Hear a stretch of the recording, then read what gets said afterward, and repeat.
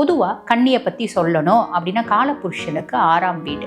அப்போ இவங்க எப்பயுமே வந்து பாருங்கள் இந்த ஆரோக்கியம் சார்ந்த விஷயத்தில் ரொம்ப கவனமாக இருப்பாங்க. அதே மாதிரி பார்த்திங்கன்னா இந்த மார்ஷல் ஆர்ட்ஸ் இதெல்லாம் இன்ட்ரெஸ்ட் இருக்கும். அதுக்கும் மேலே புதன் உச்சமடையக்கூடிய ராசி அப்படின்றதால கன்னி ராசி ஜென்ஸ் கிட்ட ஏதோ ஒரு ஈர்ப்பு சக்தி அப்படின்றது இருக்கும்.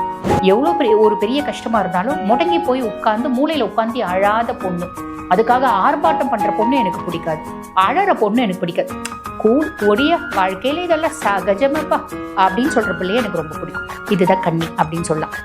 ரொம்ப பாசமாக இருக்கணும், ரொம்ப நல்லவங்களாக இருக்கணும், ரொம்ப புத்திசாலியாக இருக்கணும், ரொம்ப ஆளுமையான பர்சனாக இருக்கணும், கத்தக்கூடாது, ஆர்ப்பாட்டம் பண்ணக்கூடாது, சண்டை போடக்கூடாது, முக்கியமாக வந்து பார்த்திங்கன்னா திட்டவே கூடாது, மூஞ்சால் அடிக்கக்கூடாது. இந்த மாதிரி நிறைய விஷயம் நான் எதிர்பார்த்தேன். இது எல்லாமே உங்ககிட்ட இருக்குது. ஸோ நான் என்ன நினைக்கிறேன், நம்ம நல்ல ஃப்ரெண்ட்ஸு தான், ஒரே ஆஃபீஸ் மேட்ஸ் தான். ஏன் நம்ம வந்து நம்மளோட ரிலேஷன்ஷிப்பை மூவ் ஆன் பண்ணக்கூடாது, ஏன் நம்ம லவ் பண்ணக்கூடாது, ஏன் நம்ம கல்யாணம் பண்ணிக்கூடாது, அந்த பிள்ளையே வந்து கேட்கும்.